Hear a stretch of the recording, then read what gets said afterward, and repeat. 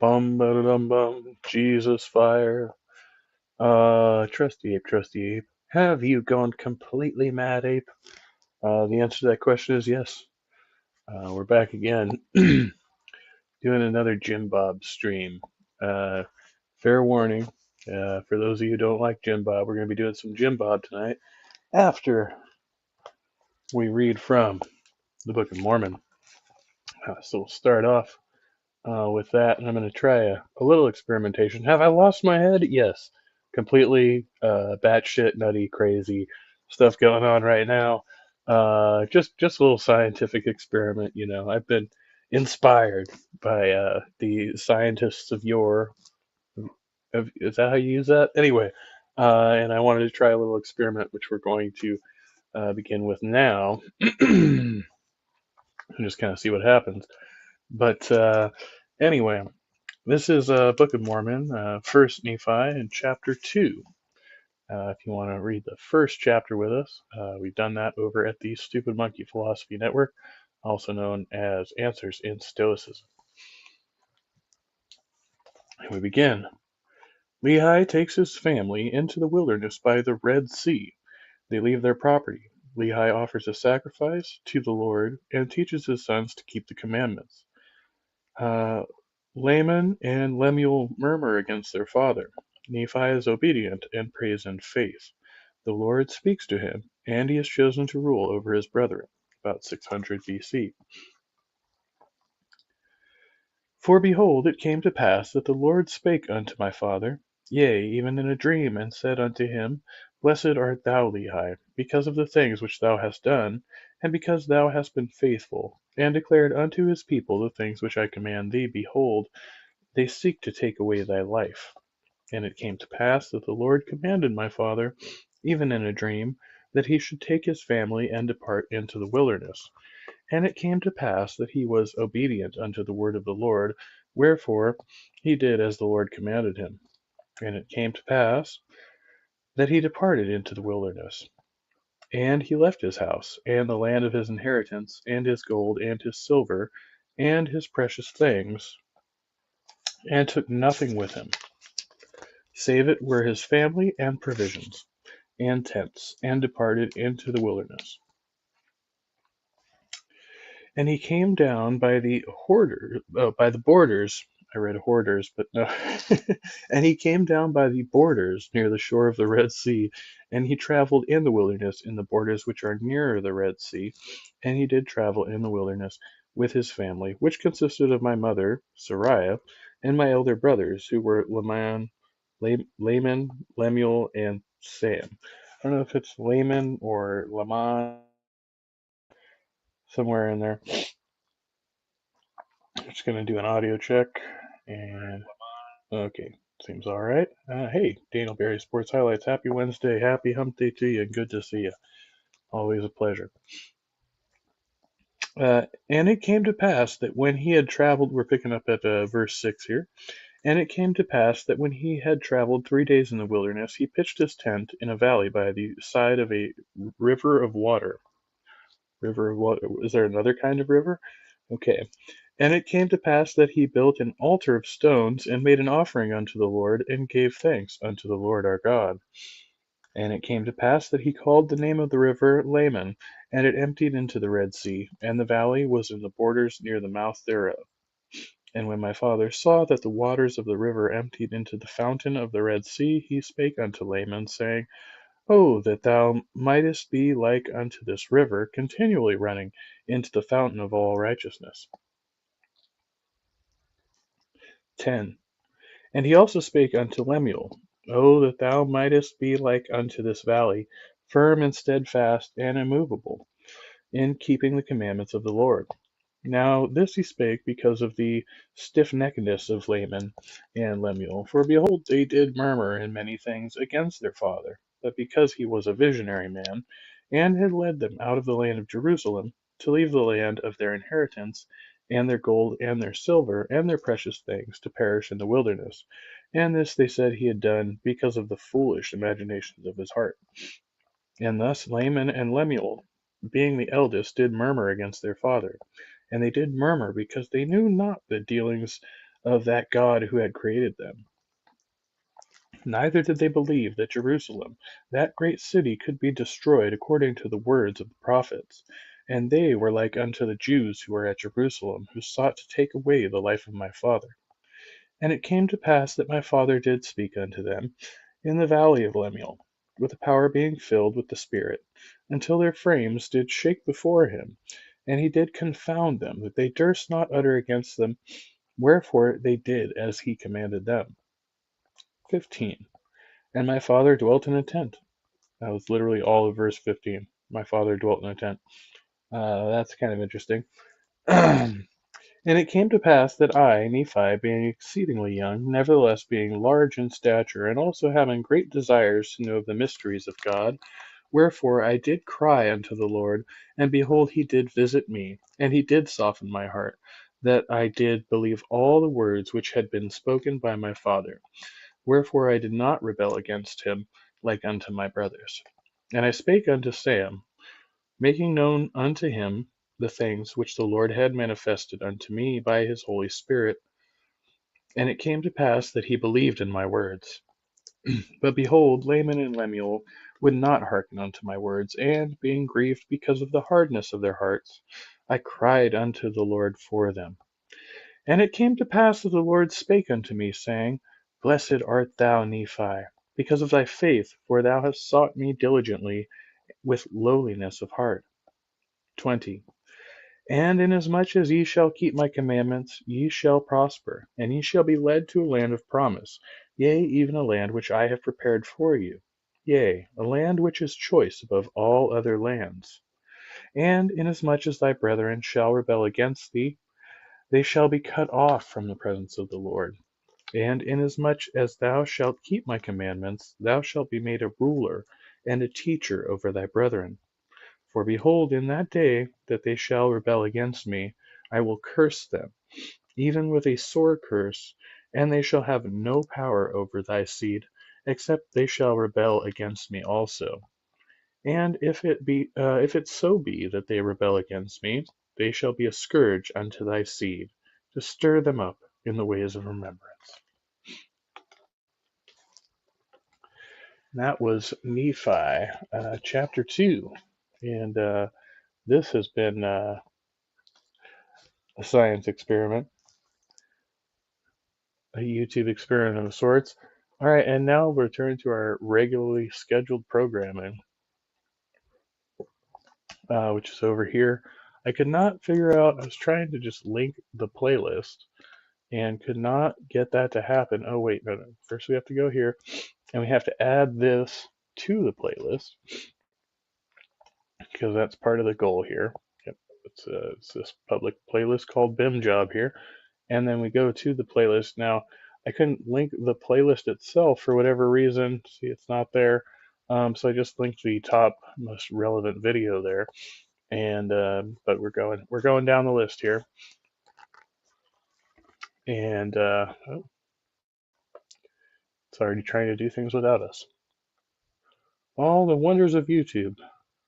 Yeah, and so we're here in this. I think we're in the Q&A. We might even remove this. We're like in the Q&A section, I think, of this debate, which we previously reviewed here on the channel. But let's see real quick and then make sure before we remove it and move on to the Because next I've one. done that and answered and destroyed him several times, Q&A is probably a good point to go to. All right. I usually do go into Q&A, at speakers' request. We have been going for quite a bit, so I've got both speakers off of mute now. Let's get into that Q&A. I think Would I that's be a able good to take a wee Riley? My audio is really weird on my end.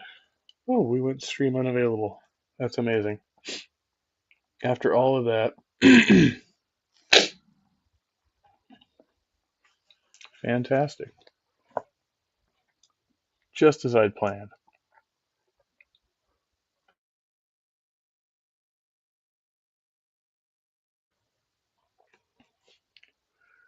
It's funny because I used stuff that had already been clipped out by YouTube. So now we'll see how long this goes on.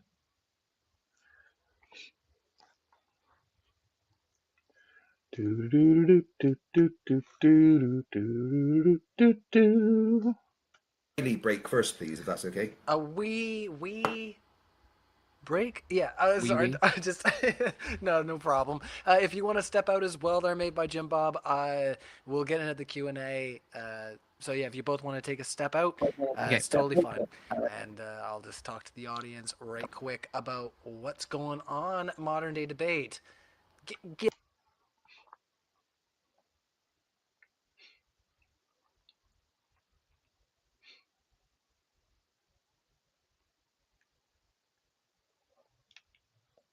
Are we back? Oh, finally. Fucking took him long enough. Hey, what's up, Halsey? Good to see you. Yeah, no, that was a snafu. I was expecting something like that to happen. All right. So as I was saying, when they so rudely interrupted me here, I'm going to take this one out of the playlist because they're on to the Q&A portion, and I feel like I've covered a significant enough part of this video to leave it in the past. But we move on down the line to some newer content, and this is another debate with Jim Bob and Craig, an evolution debate, because this one was Christianity versus secular humanism, and then we move on to the evolution debate, which I think is one of Jim Bob's most spectacular failures.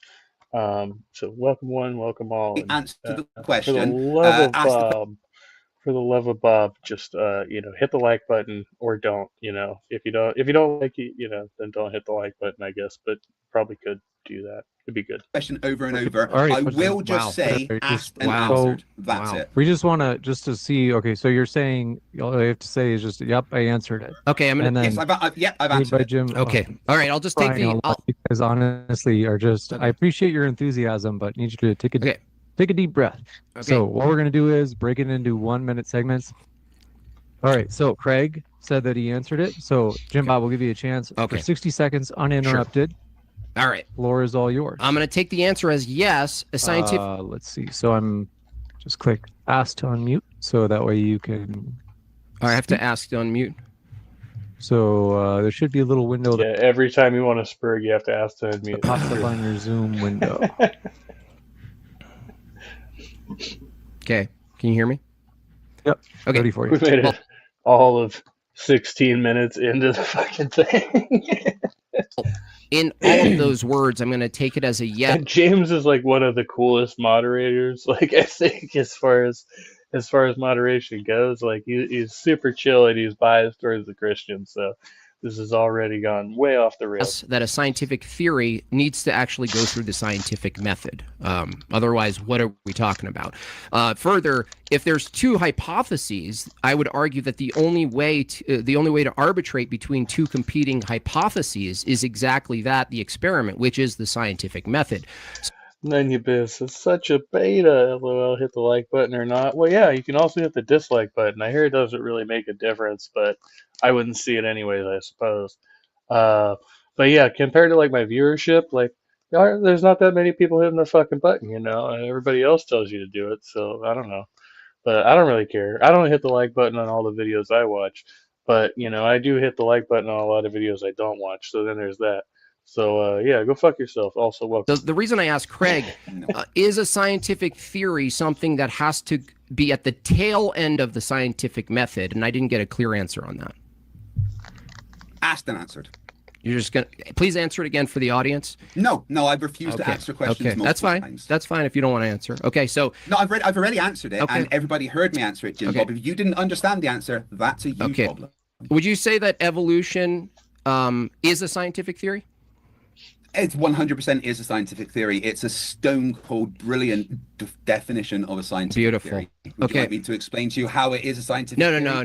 not really. Well, So no, in fact, I'm going to explain how it's a scientific theory. This is my No, cross No, examination. he doesn't want to know because Jim Bob doesn't understand the definition of scientific theory. I mean, he doesn't care to understand or differentiate between a scientific theory and just like an educated guess. Interrupting me? No, this is a I'm cross going- examination. No, there's no cross examination. You asked the question. There's no I'm going to cross examination of your affirmative position. answer. You've just asked the question, and I'm going to answer. It's a it. series So, of questions. I do apologize that the beginning of your sentence. He's not. interrupted the He's not middle allowing me to there. run a line of So questions, why James. is evolution All a right. scientific So, theory? all right, gentlemen. So, I do. We could do this where it's a cross exam Yes, where please. each of It's 10 minutes to Oh, ask no, the other- I didn't agree to a cross Craig, examination I'm not conversation. with my sentence. Oh my For God. crying out loud. If I'm still in the didn't middle of the agree to- sentence, can you I allow me apologize. to It's just Jim finish Bob that? appears to be trying to All end right, the dear debate. gosh, what is wrong with Poor James. He's just stuck in the middle of Dumb and Dumber right now. Actually, Craig's pretty intelligent dude. I think. I mean, I think they both are, but both equally can be obnoxious, and for sure. Yeah, I mean, it's just not. But what were you doing? Like, where you weren't prepared for it? So how do we not have the structure of the debate set up? Was this going to be like a free flowing conversation, and it just all fell apart at the seams? Yeah, it's not going to work out with these two. Sorry. with you? All right. If I'm still talking, like, why are you? I'm gonna just start talking while James is midway half sentence. Like, And shut this your. is law beats theory. Law of biogenesis. Life only comes from life over theory of evolution. Well, I think abiogenesis is a precursor to theory of evolution. They're just saying, how does life come from non-living things or some such thing like that, which is a completely different question of once a life emerges, does it evolve, and how and when does it evolve? Those are really the bigger questions because even Christians can like accept evolution and say, but God made evolution start or whatever. So Crap and let me finish. So both of you, we're gonna do 10 minutes of cross exam. That's one theoretical. We could keep going with open dialogue, but it seems like neither of you really wants to allow the other to ask a series of questions. We could do 1 minute segments, just back and forth, 60 seconds for one guy, 60 seconds for the other. What are you guys? yeah, I mean that's the problem. Like you have two people that aren't on the same like wavelength long enough to be like, oh yeah, you can ask me a few questions and I'll ask you a few questions because we know that one of them is going to end up Jim Bob gish galloping the whole fucking way along. So Guys wanting to do? Well, I'd in a, very much like an open conversation if Jim Bob is willing to. Okay, we actually got have you. a We got you. conversation We got with you. Yep. Jim. Open conversation. That's the answer, not the if Jim Bob is blah blah blah. All right, Jim Bob. Short answer. What do you want to do? if it's an open conversation, in conversations about in debates, have questions, have cross examination in the conversation. So if I'm going to ask a What question, do you want to do, Jim I Bob? want to cross examine. I want to cross examine his affirmative, which is a fucking debate. That's what a fucking debate is. You want to cross examine? Great. Okay. So it sounds like you guys are not willing to meet in the middle. Like, Craig, are you willing to do any sort of cross exam? Yeah, if we can actually, agree on some terms. The problem is that Jim Bob is Okay, trying to so define Jess, terms. hold on. Yeah. You want to get a fucking debate on? Like, let's Yeah, no, go. I'm cool. That's what I want. I want the debate. That's why I'm saying let's just have the debate. But Jim Bob doesn't want to. You guys Really? Just Yeah. So what we're gonna do is we'll do 5 minutes where Jim will ask questions. Jim Bob will ask questions to Craig, and then we'll switch it. Craig will ask questions to Jim Bob. 5 okay, minutes. all right, Clear? let's If they're yes or no, And yes. No, Here we go. the questions can 5 be yes or minutes. no. fucking timer is set. Just steamroll them, dude. Train coming shaloms. Like, thank you. I don't know what that means, but I'm not sure. Does that mean? Does that mean we got your leg? I don't know, Nanya. That grass seed was nothing 100 years ago. Not a molecule, atom, quark, or thought. Literally everything is made from nothing. True. Sort of. I mean, wait, what? Maybe a little confusion there. I mean, everything made from, well, I think like the universe as it exists now, had a point where it began to exist. And sorry, I'm looking for another thing while I'm talking to you. But that's the nature of the game. Anyway, and so yeah, there was definitely like a starting point, right? There's like a fantasy. Uh, but that doesn't mean that like everything came from nothing. There has to be something in order to initiate potentiality. Now, what that thing is, I don't claim to know what it is. Just saying that there is a potentiality for the universe to experience, which is necessary by the fact that we inhabit a universe in which we experience. It's necessitated, like in the whole. It's baked into the fucking cake, man. Like this is like the Cartesian, It's like, yeah, the only thing I can be sure of is my own experience, and I'm definitely here now experiencing this reality. And if it were any other way, I would have no way of like distinguishing that, right, from my present experience, because that would be my present experience at that time in that place, wherever that would be. But it happens to be that I am here and I am now, and so I can only go with my present experience. So. set. Okay. Jim Bob, now's your chance to ask Okay. questions of Craig. Craig, you said that evolution is a scientific theory. Okay. Would you say evolution, being a scientific theory, can be run through the scientific method? 100% yes. Okay. So if evolution can be run through the scientific method, can you give me the observation that you start with? Let me see. I've got it all written down here. Observation: bacteria sometimes develop new traits of resistance under pressure. Okay. And so if the scientific method asks a question about what you're observing bacteria do a thing, and then what's the question you're asking in the scientific method about that observation? Can we observe evolution happening in a lab environment across generations? No, that's another observation. You're restarting. No, it's not. No, it's not. Can It's a we question. observe is an observation, Craig. Yes, it's a question. Is it a question? It has a question mark at Okay, the end. Therefore, okay. Jim Bob, it Enough, is a question. enough. Wait, but didn't he ask? not Didn't in he the ask? middle of Can we talking, Jim observe? Bob. Yes, I said this, James. Yeah, Jim Bob, I'm stop. answering the question. You're not I'm asking a finished question. I'm answering the question. I'm trying to answer the question. If you could allow me the courtesy of answering the question. Okay, go ahead. Like, you're burning up time. Can you observe? Can you observe full stop? Like that is the question. Of course you fucking like how Can you observe evolution happening Why in a are you lab asking the environment question across asking generations? times? That is a Directly question. to the answer. So in the scientific method, the observation is the beginning.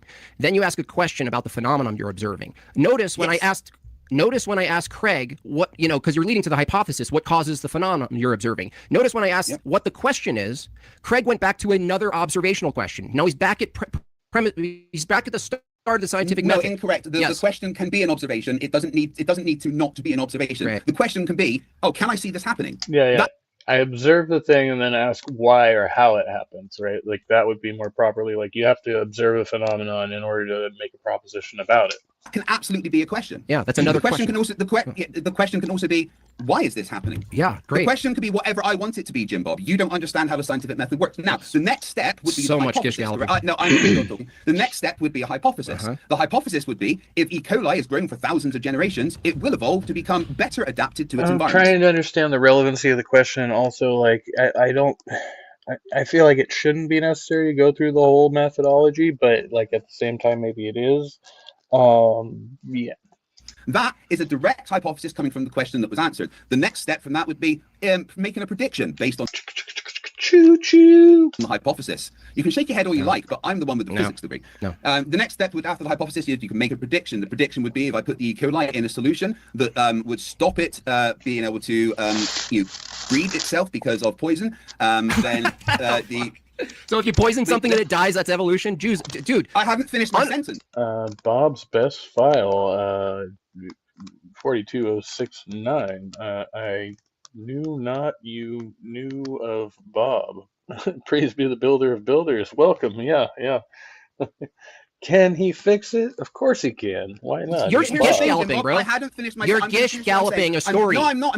If I'm going to finish what I'm saying, and that's the problem. You All listen right. to half of what You're I just said, I want my time so back the then. next, the prediction is if I put the E. coli in a solution that is poisonous to it, Wow. will it evolve to adapt to be able to overcome that poisonous solution? That's a different hypothesis than evolution. No, it's though. not. Yes, it is. That is a prediction No, it's from not. the hypothesis. Let me answer. That's it. Let me, Dude, this is James. This is absurd. This is Good We're gonna go- example of one organism adapting for sure or evolving. So I mean, it's workable, but yeah. But Jimbo doesn't want to have anything to do with that. So yeah. The prediction We're going to from go the Absolutely hypothesis. absurd. What's your question, Jim Bob, that you'd like to ask?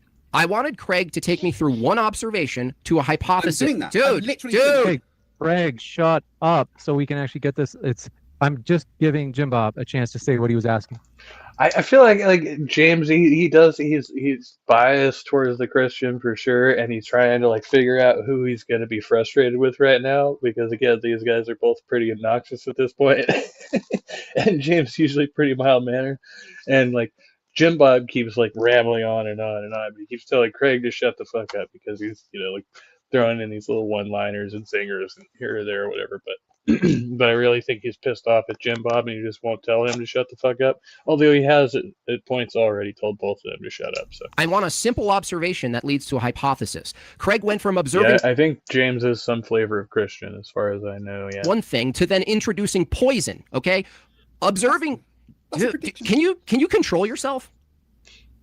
That's a different observation, dude. It's not. It's a prediction. That for a different observation. No, for the same observation. Okay, so naturally in natural science, do you see a bacteria getting poisoned? Do you in natural? Yes. Okay, cool. So, Absolutely. Okay, That's what medication is. That's a different observation than you originally No, it's said. not. Yes, it is. Right. If you will give me just 2 minutes. Oh, let's just give you 5 minutes. Yeah. Give me. Right. If you want me to go, you asked me the question, Jim Bob. Can I take you through the scientific method of an observation? Yeah. I am doing exactly that. What's the observation? The observation is bacteria sometimes develops new traits or resistances Okay. under pressure. That's great. Do we agree? Do we Great. agree? That's an observation. Great. Now the next question in the scientific method is what causes that? No, it's not. Yes, it is. No. What else would the question be? The question doesn't have to be what causes that. What's the We can just hypothesis? A question that comes after. Yeah. You not let me. Jim Bob, you ask me a question, you don't let me answer. So you ask the question. What is the question? The question is: can we observe More observation? evolution happening in a lab experiment across generations? Right. That is the question I have developed from my observation.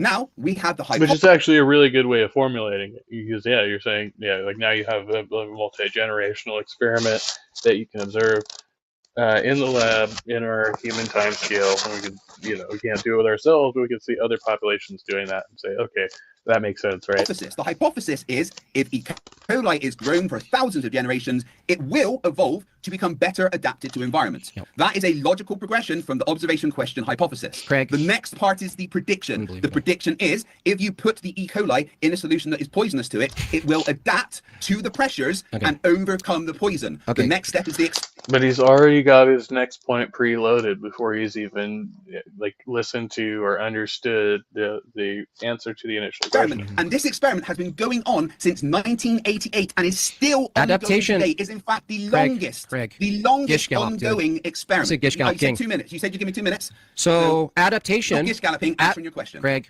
Observing adaptation and calling it evolution are two different That is things. evolution. No, No, it's that's not. no. Then why are you using different No. words?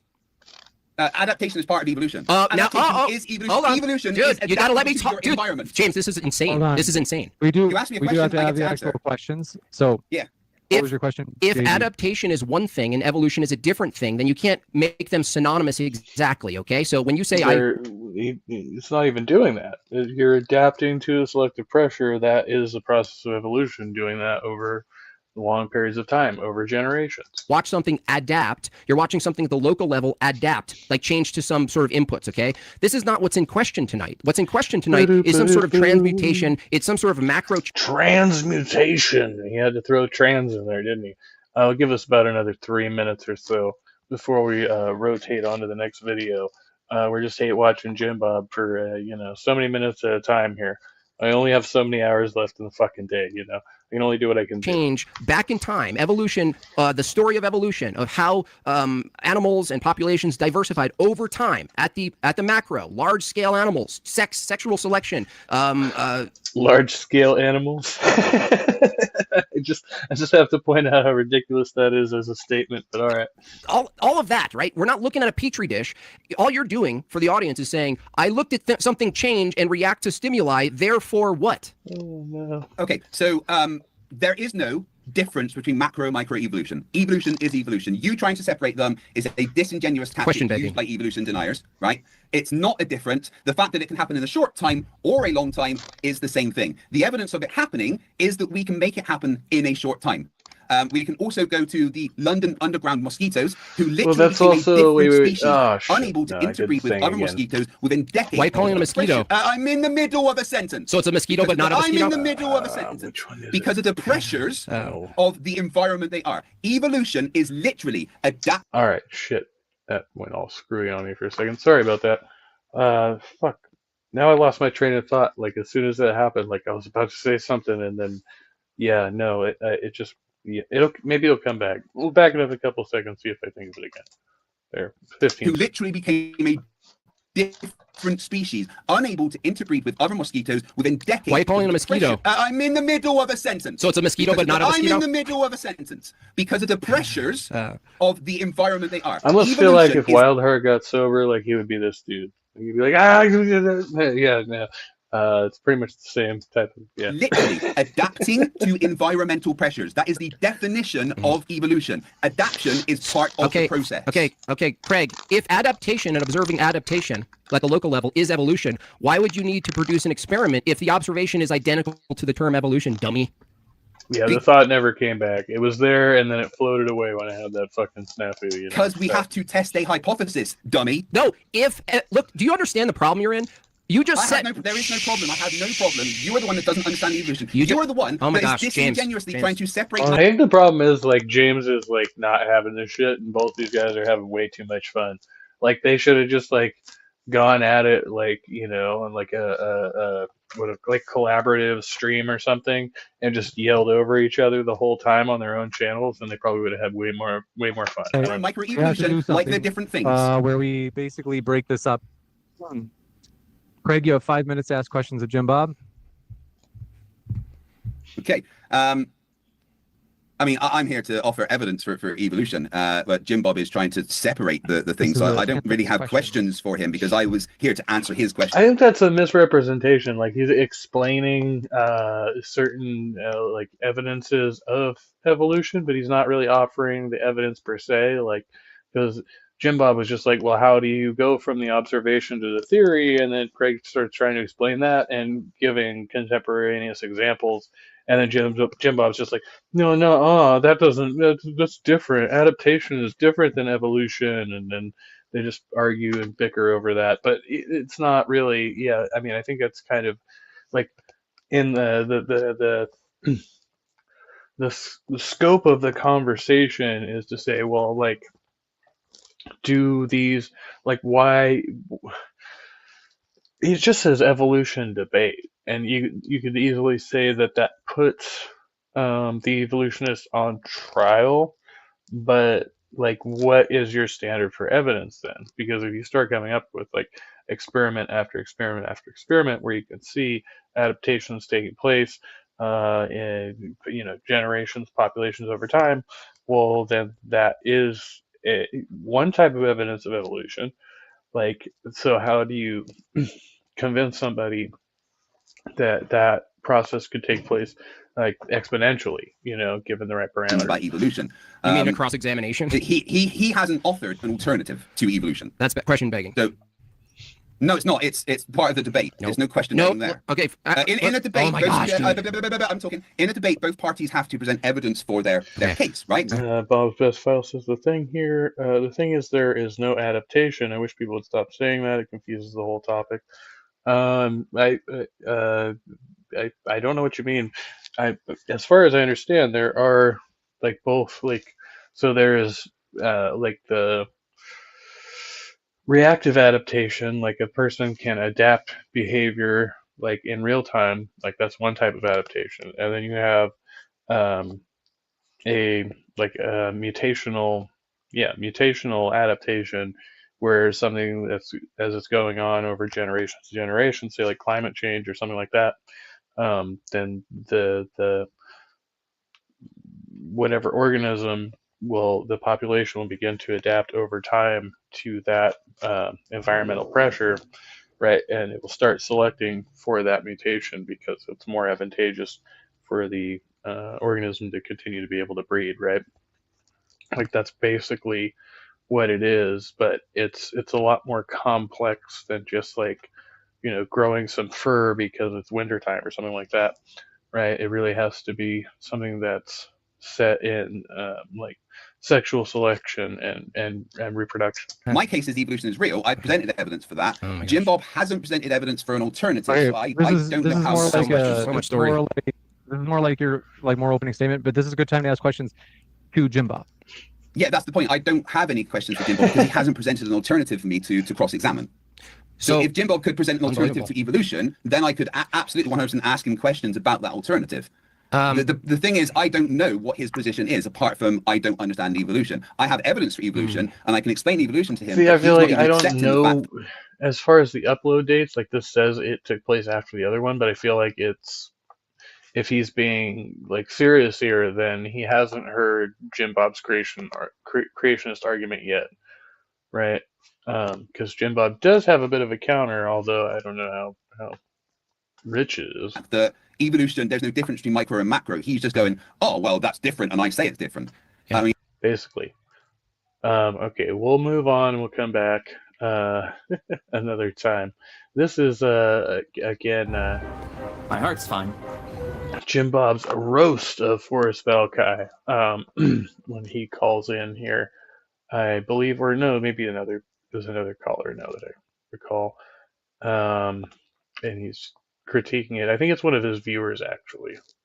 I'm thinking about it. Like, it's one of his fanboys that called into the line here with Forrest and Justin. And you're trying to talk about something that are arbitrary and the classification. Someone already classified it, so that's your example. So that doesn't work. No. What I'm See, I wish Kevin here would just throw it back with P and not P instead of like, this is like a natural conversation with people prefer this, but just to be rigorous. Not the fucking Kevin again. Shit, I forgot it was this guy. All right, never mind. You just got to get them on this. You got to say, okay, if it's not objective, a species is not objective, then how could you say it's objectively the case that this turtle and that turtle are different species? It's simple. It's an epistemic question. How do you know X is the case if your standard for X being the case is arbitrary? It's a fair question to ask directly. H. Browsy, another $5. I disagree with Snagglebees. These people in particular don't seem to be sophists. To be fair, if you're a known sophist, at least from the school of thought, you're just okay using fallacies. Like, you're aware of using fallacies. So H. Browsy, being rigorous there, has a point.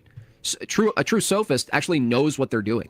They follow a tradition of thought that is basically trivialism. It basically posits that fallacies are not only okay, but they're advocated for.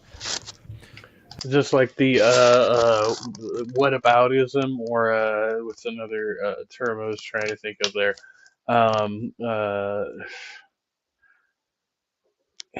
It's not like I'm trying to talk like oppositional defiant, but it's not called that. There's a different term.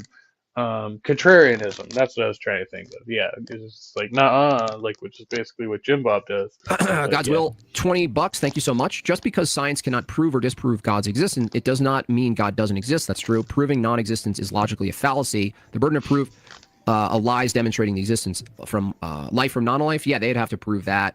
They're fundamentally different paradigms. Like, not all truth claims are pursued the same way.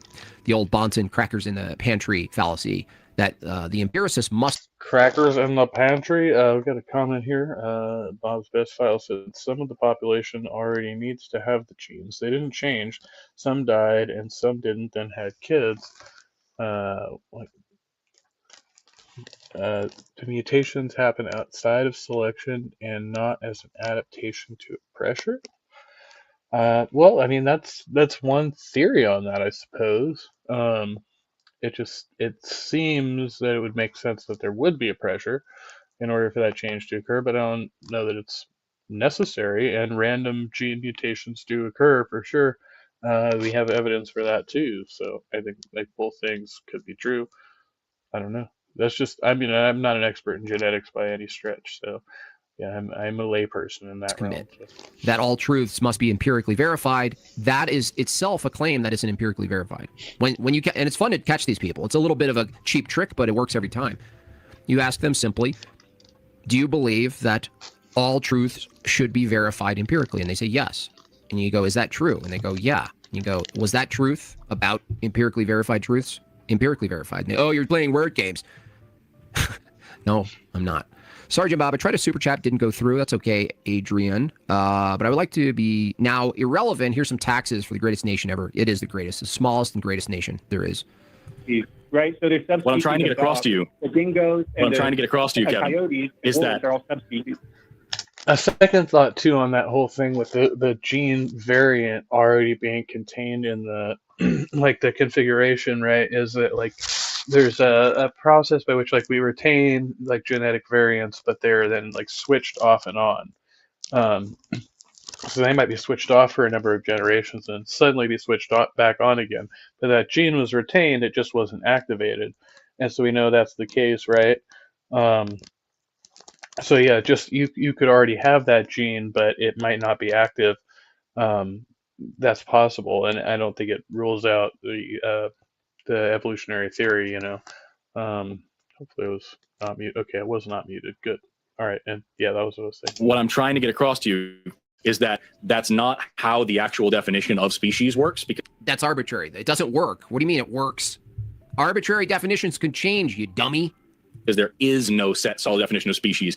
what's really important to remember is that we can't go through and try to breed together every single possible combination of every single species to see which ones can produce fertile offspring. It just doesn't work. So you have an unfalsifiable position. And so Very these simple. species lines are necessarily a lot of times. By the way, that's not even the case. To determine whether something is a species, the question isn't whether or not you can exhaust everything that's a species. The question, he sidestepped there a little bit. The question isn't whether or not you could exhaust every listed thing that's called a species by the definition they can reproduce in isolation. The question is whether or not you can isolate any of two similar things and they reproduce and call that a species. Forrest doesn't understand that it doesn't matter if you can access all reproductive capable animals or not. The reality is that under evolution, that has to change anyway. That's the problem with evolution. That there has to be a group of things you call itself a kind, a species, a population, and they have to be able to reproduce. But evolution also holds that they eventually reproduce something that's not quite it. And then they can't, that new... Well, so there's two different things going on there, right? Because what he's talking about is what you can produce in a lab, which would be artificial selection, right? That would be intelligent selection of two beings, right? But when we're talking about the natural sciences, it's talking about what we observe happening in nature. What does nature select for? And we find that these populations, selectively, we use the word selective, but it's not at all by the means of intelligence as we would define that, right? But it happens by chance in nature that these selection diversification takes place, and these populations become isolated, right? Reproductively isolated, right? So that is by happenstance. Nobody's choosing for that to happen. If somebody chooses for that to happen, then we call that an artificial pressure that's now been assigned by a human intelligence or some other intelligence potentially, right? But you're still talking about intelligence intervening upon the state of nature. Thing can't reproduce with the previous thing. But the problem with this is that population has to reproduce so many of those things accidentally, where they're incapable of reproducing with the previous, but they're capable of reproducing with each other. And it's all completely random, too. That's the other part. It's arbitrary. And because we have institutions like the ICZN where we can go in and say, hey, look, we now have evidence that this is a subspecies, not a species or whatever like that, those lines do get redrawn from time to time. For example, there was a big argument for the past couple of decades over whether Neanderthals were a subspecies of Homo sapiens or a completely different species of Homo. And you can't ever know that because you're assuming the thing you're trying to prove. And now it's pretty clear that there's different species, right? And so, like, we had this category that was based on the evidence that we had because we can't go back and see if we can reproduce. And then suddenly we had to make them a different species. So bad. But here's the misery of it. We have clear evidence that we interbred with Neanderthals and produced fertile offspring. So that's another example of species hybridizing and producing fertile offspring. You get the definition wrong and then say it's proof for evolution. This is my exact point. They must be. Yeah, and that's actually going the other way, right? Rather than isolating reproductively, they're actually cooperating reproductively in a situation that previously would not have been possible, right? Due to some environmental pressure, presumably. If, according to the concept you call, they are interbreedable. You understand my point? So, yeah, they must be subspecies. You actually have to now you need a new arbitrary definition called subspecies. Hilarious. I understand what you're trying to say. I really do. But what I'm trying to get across to you is that just simply isn't how the definition of species works. Also, what about species that reproduce with themselves? You know what I mean? What is this offspring stuff? They make their own offspring. They are everything's asexual reproduction is pretty rare. Let's see.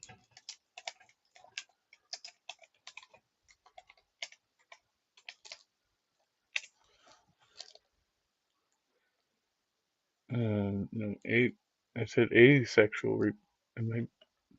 Did I do something wrong when I searched this? Because it was like, oh yeah, okay. This is common in single-celled organisms, plants, fungi, and some animals. But like, what's the percentage?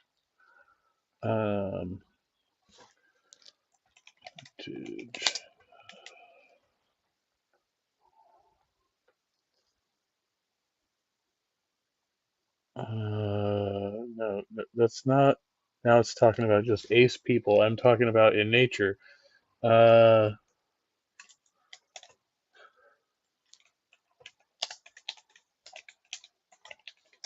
in nature. Jesus, this has gotten so much more complicated than it's not giving me a fucking number. It says they usually live at higher altitudes or latitudes. It's just literally not giving me the numbers I'm looking for. Okay, we're gonna come back to that in a minute. But yeah, It's internal. They make their own. However, They don't need to reproduce with another kind, right? What's that? What is that? I think that if we focus Are we just destroying all of taxonomy? They are. That's exactly it, dude. That's exactly what it is. This is one of my favorite. See another comment from Bob's best file here. It says, in evolution, selection pressure is mechanism that kills, nothing else. Mutations happen all the time, regardless of any given selection pressure. So nothing adapts to selection pressure; they survive it. Well, I mean, adaptation, I think, is just synonymous with survival in that sense. But it's like how, you know? And the answer to that is adaptation. You adapt to survive. That's the mechanism by which it happens. But I don't know. You know, I'm just a big dumb guy Favorite here. angles of attack for evolution proponents because they're not prepared for it because nobody thinks about Actually, I'm a relatively small dumb guy, but this stuff neither here nor apparently. there. You know what I mean? Like there are some people who have figured this out. Beta.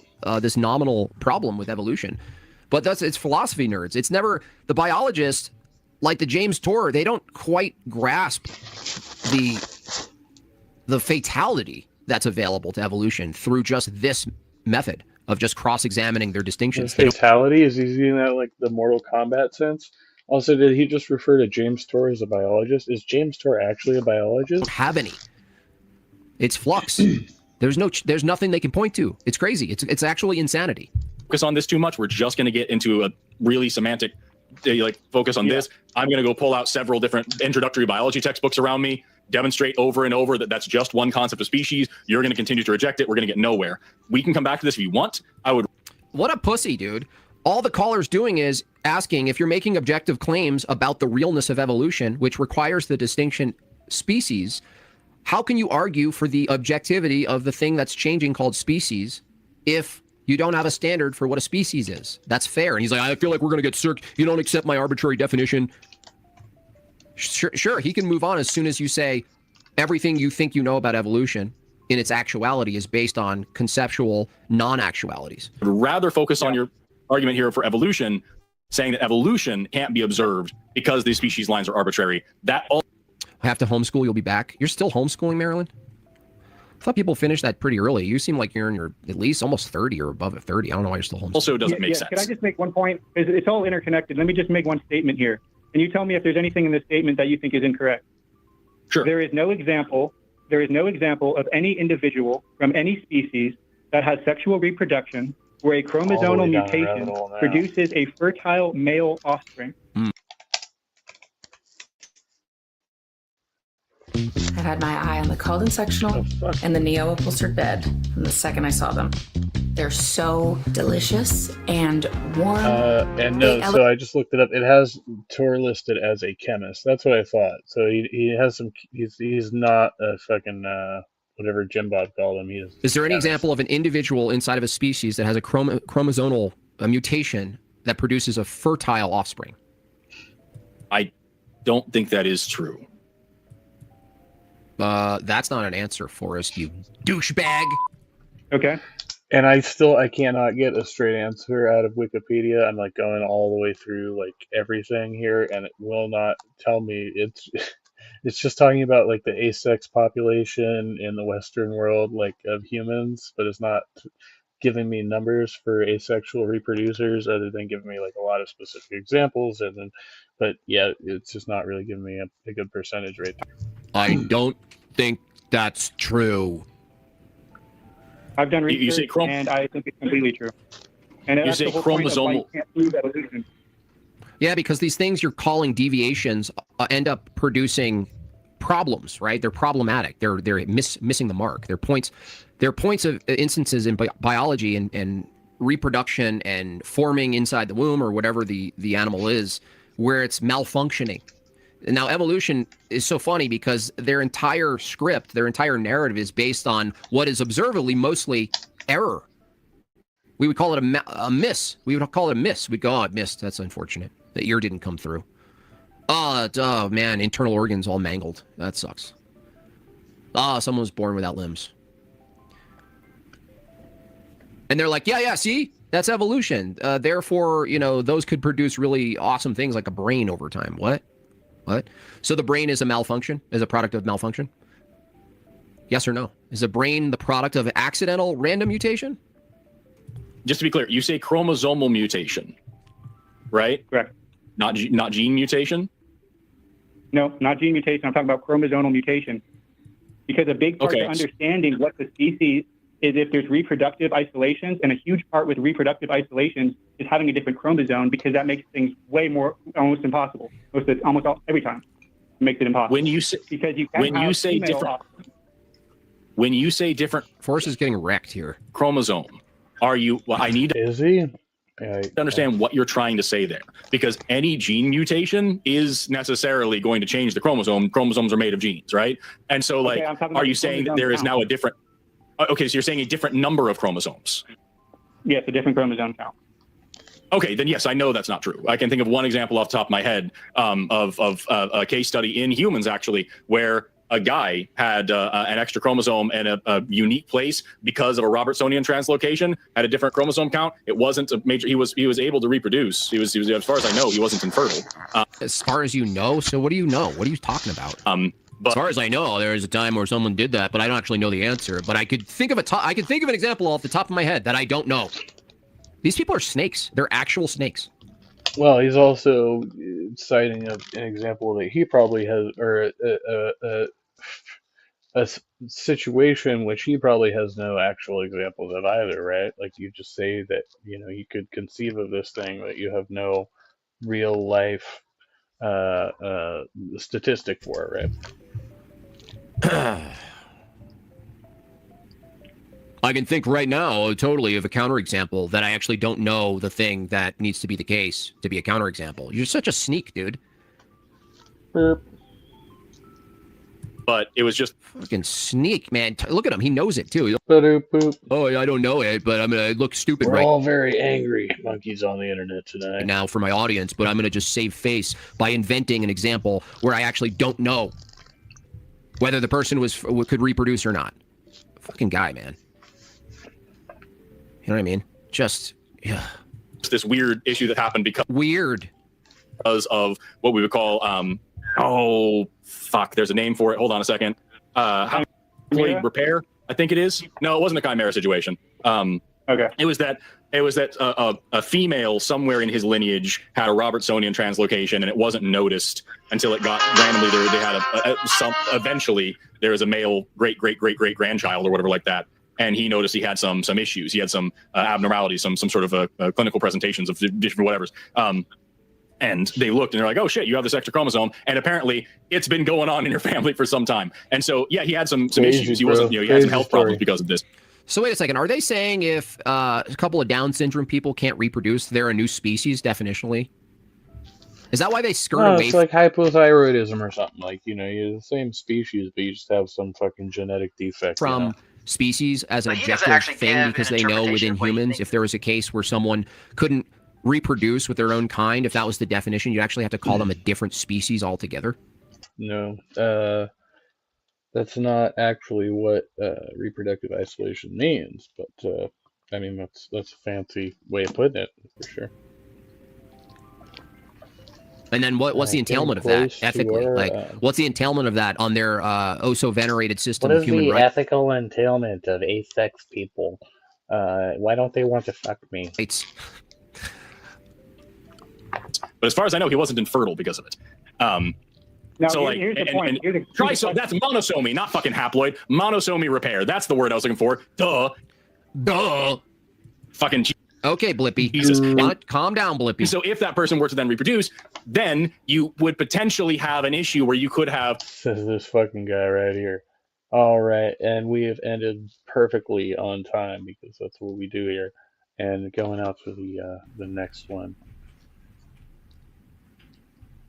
We are in Hangout with chat. We've persevered forward because we found a lot of this was just really an interesting bullshit at the beginning. He looks at this guy and that thing, and then we got here. So we're looking for the Mormon debate. Tonight, I debate another Mormon is in the thumbnail, and so that's where we're at now, trying to find this Mormon debate. I think we've maybe caught a piece of it.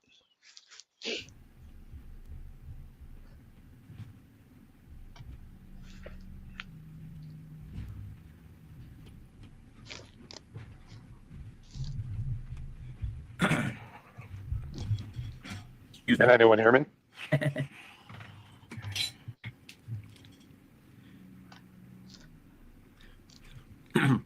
All right, sorry about that. So I would ask you, would you agree that cancer itself is has no direction or teleology? No direction, no teleology. And this one I just seen from Bob's Best File said, sorry, a few minutes late. If they live, they already have the genes to live. They don't gain the genes when a selection pressure is applied. The issue is, like most things, dumbed down to tell a story to the layman. Yeah, I mean, I kind of agree with that. I think we addressed that a little bit earlier. That some genes are there, they lay dormant, and then they are in use or disuse. But certainly, I think new traits evolve over time, given new circumstances introduced. Although there's not much new under the sun, but definitely, probably something there. There's always room for there to be a new environmental pressure that could shape the course of evolution. But that's that theory, right? And there are other theories out there as well.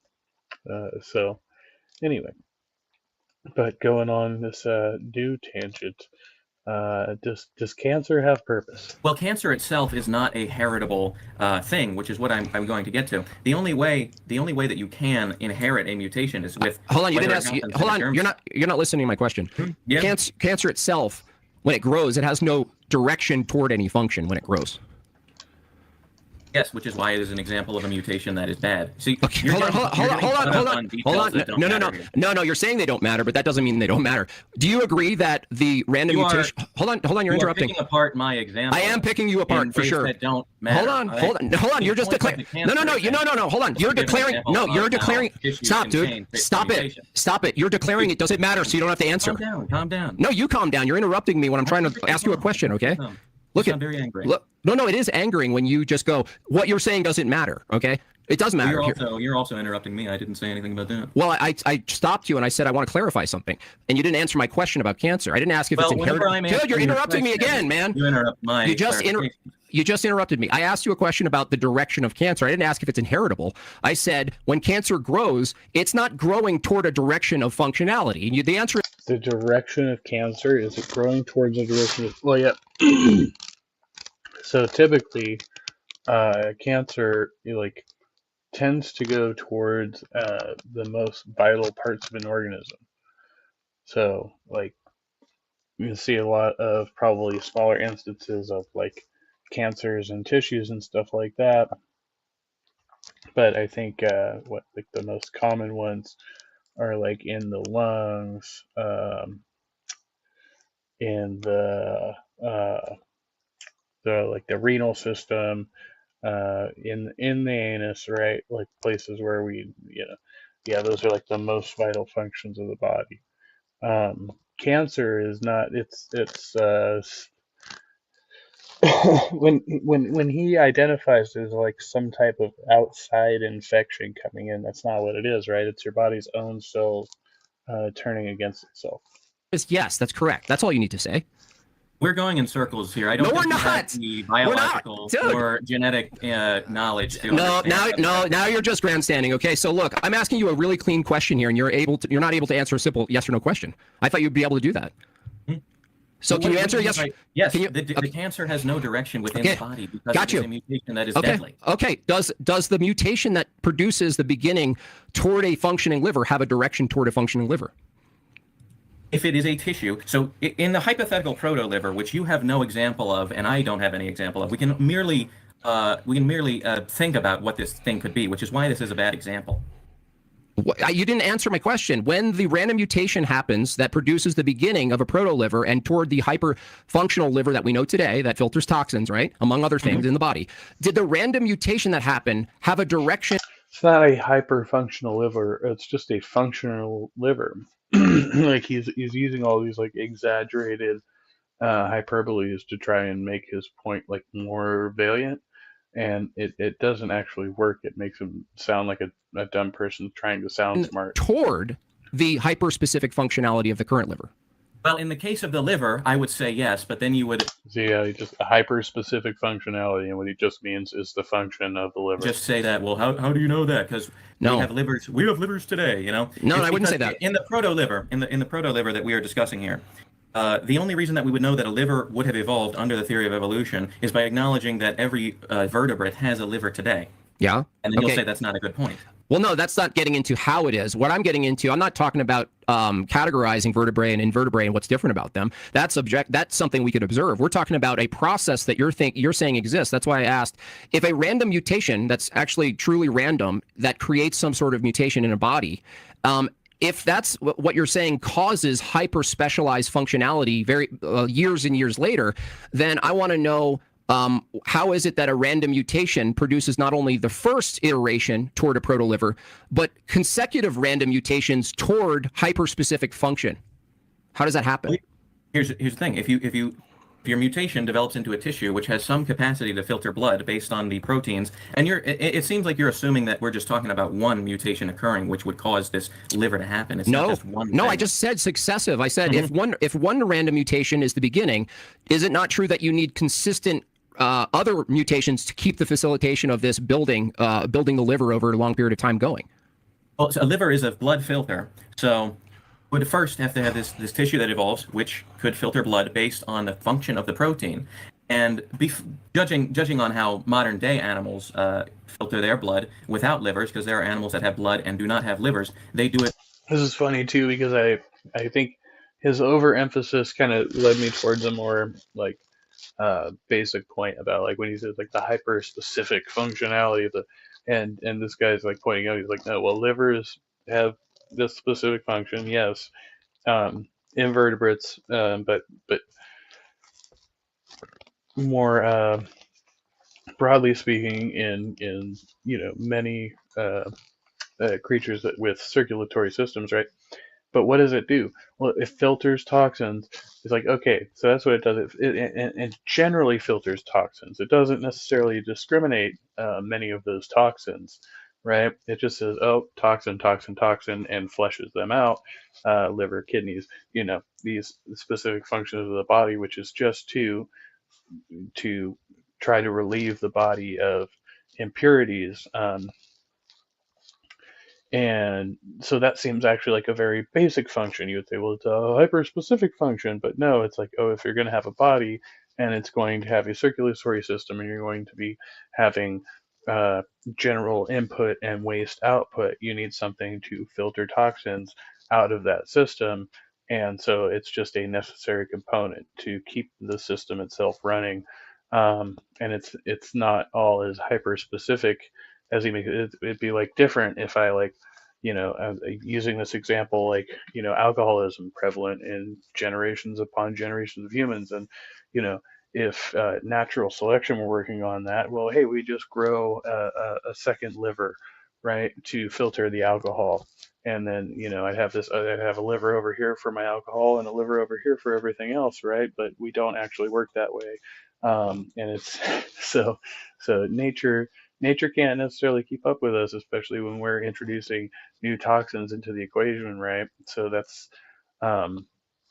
and you would think, if God were out there, he would have thought of that beforehand, but obviously he wants us to die of cirrhosis and things like that. Based on, what's the word? Not osmosis, diffusion. They do it based on diffusion. So An animal that can eliminate waste from its body better than diffusion, which is now what this new tissue is able to do, would give that organism an advantage, allowing it to survive, to reproductive, to be able to reproduce. Animals, the genes now being passed. That's another good point. It's not geared towards longevity, right? It's geared towards reproductive success, and that's such an important point that people often overlook. Passed on to that next generation, give the offspring a advantage at survival.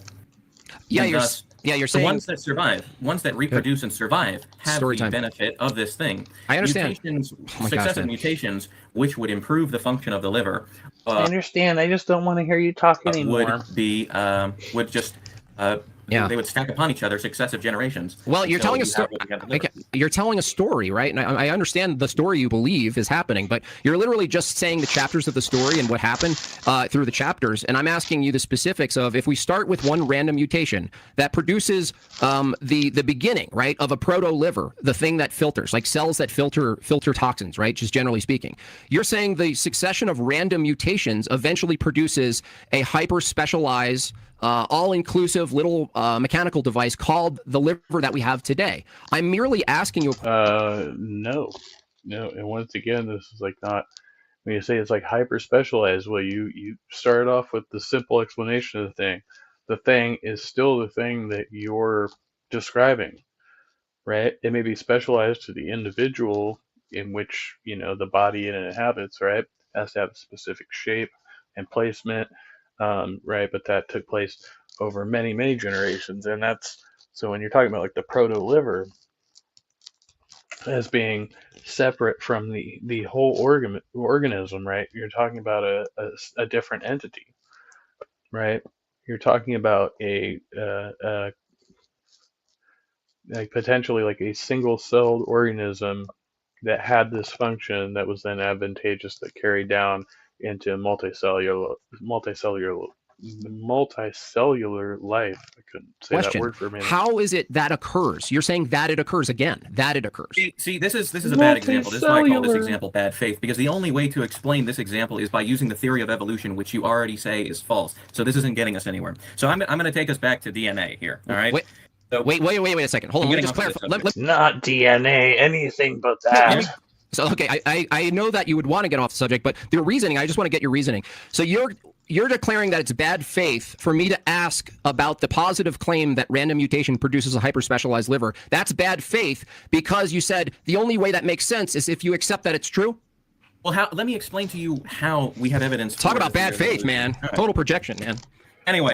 Well, random mutation could produce the initial organism, right? It would be a random mutation that produced that initial mutation, right? But if that mutation became advantageous, then it would be incorporated through natural selection, right? That's the process. Then natural selection says, hey, this is good for everybody. We're going to put it in the system, right? But the thing had to come about randomly and do its thing and be able to reproduce in order for any of that to even make sense. So yeah. All right, back to DNA. No. Let's do the theory. Let's do the theory. That's DNA. Okay? I don't want to learn about DNA because I grant the actual. It would tell you how evolution actually works. No. You would have to tell me how evolution works, which you failed. And now look, what I asked you at the beginning here is there is no fossil evidence for how the liver evolved. So did I ask you? No. That's not rational. That's not the process of mutation and selection. That's how that works. There's mutation, there's selection, mutation. It's a there's an interplay there. So selection happens when the mutation is advantageous, right?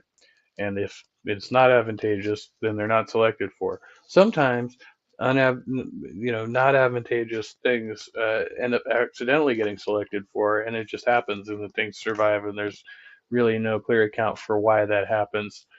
Just because some animals are kind of dumb, and they can just keep doing stupid things over and over again and getting the same results, but somehow they still survive, and that usually has something to do with the environment, but we'll not get into all that, right? No. So I asked you asking irrational questions. I asked you at the beginning, is there a distinction between changes in allele frequency? Oh, hey, Todd, good to see you. You came, towards the end, but yeah, always a pleasure to see you, my friend.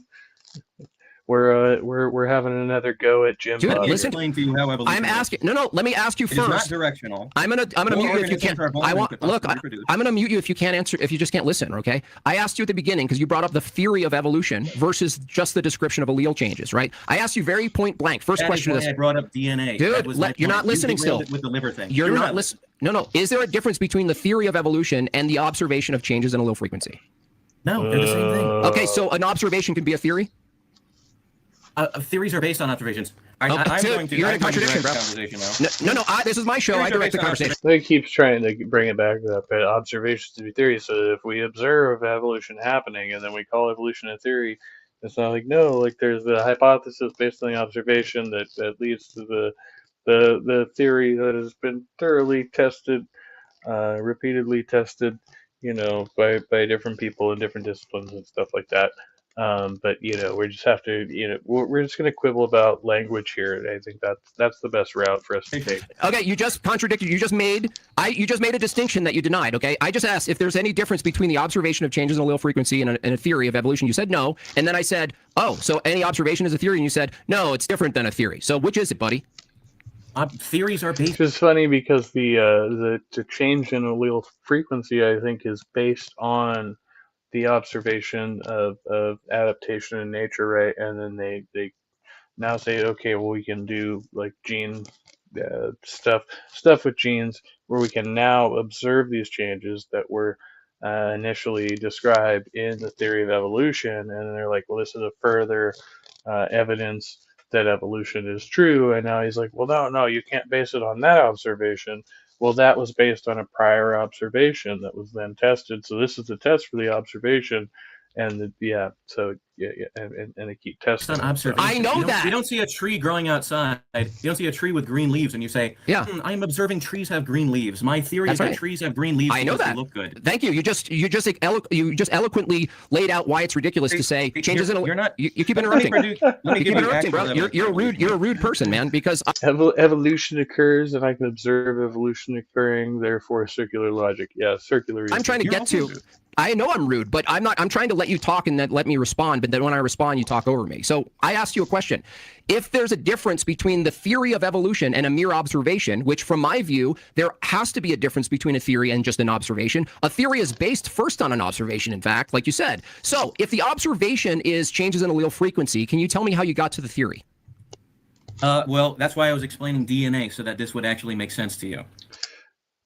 The theory was Darwin. There was a guy, Darwin. He went out and he did some. He was like sailing on some boats, and he had birds. He liked birds. Something about the birds, and he went to some islands and found species that were like reproductively isolated. And he was like, whoa, so you can read that book, and it will tell you how so the allele thing, the changes in allele frequencies is something that came later after Darwin did all that stuff, making observations in nature and such, and then they went and tested them in like laboratories, and so now we have like a second and third and deeper layers onto the initial, the claim that was made by Darwin, who got a lot of shit wrong, right? Like he wasn't right about a lot of things. Like he didn't know anything about DNA or anything like that. Observation is changes in allele frequency. What's the next stage of the scientific method?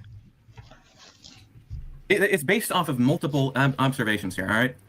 So let me explain to you how DNA works. All right. You have the 4 nucleotides of DNA. You have A, T, C, and G. The sequence of nucleotides is called a codon. Codons code for a specific amino acid and protein. We already talked about this. There is something in the genetic code called redundancy of the genetic code, where you have a sequence of 3 nucleotides, which is what codes for the codon. The 3 nucleotides make the codon, which codes for the amino acid. Redundancy in the genetic code means that multiple sequences of codons code for the same amino acid, and this can be explained as insurance for point mutations, which are the most common mutations that occur. You just wonder how many times, like how many hours of free education Jim Bob could get if he was focused on actually listening to the people who he's debating with and not just mocking them all the time. He might actually have learned something. Or point mutations. So, if a point mutation occurs in a codon, in order to render it non-functional, or in order to avoid it being rendered non-functional, there are several different sequences for an amino acid from a codon. So how does this process produce not only individual things, like, because you said the process that facilitates the making of a liver or a brain or a heart is basically accidental. It's random. And now you're describing what DNA does, but the problem is I can grant you everything that DNA does descriptively, because you could look in and watch it do things like that. But the difference between me and you is what you're describing doesn't in any way, shape, or form get you to from point A, an animal not having a heart, to point B, having a heart, by describing DNA. You don't get that, actually. I would like you to skip to the point where you say DNA does this, produces a random mutation, and then voila, a million years or however. Well, that's a fucking example. An animal couldn't exist without a heart. The heart precedes the fucking living organism with a circulatory system, because you have to have the heart in order to for the circulatory system to function. So the animal with the circulatory system only evolves after the individual organs that comprise it have already become they're already functioning in unison. Okay, so that's anyway. I'm not gonna attempt to describe all that. It is what it is. I'm not a fucking teacher. I'm not a fucking professor or anything like that. I'm just a trusty ape over here. For the love of Bob, just go and try to educate yourselves. I mean, stop it with all this nonsense, all this contrarian bullshit. If you don't know, just say you don't know, and then go fucking ask somebody who claims they know, and decide whether or not you believe whatever it is they fucking claim they said. And if you don't believe it, then stop arguing with the fucking person. There's no fucking point. Like, if you can't, come correctly and have some kind of persuasion, I mean, what's the fucking point of the deal? You're just doing it for laughs. You're doing it for shits and giggles. It's all fine and good, but you're not actually trying to listen to the person at the end of the day. Then you're not really having a conversation. You're jousting with words, and that's a pursuit, I suppose. But I don't know how useful it is. Anyway, we're gonna wrap it up here at the Trusty Ape Show, and we always appreciate the subscribers and supporters on this channel. And tonight, live chat included Daniel Berry Sports Highlights, Halcyonic Kaiju, Nunya Biz 5880, Bob's Best File 42069, and of course this one guy. Much love, this one guy, and much love to everybody. Be kind, be well, and stay trusty. And also, if you don't like me, you're free to have your opinion, man. I think you're wrong, but it does happen from time to time. But you can hit the thumbs up, hit the thumbs down, leave me a hateful comment, and I'll be sure to respond. All right, happy hump day, everybody. We'll see you next time.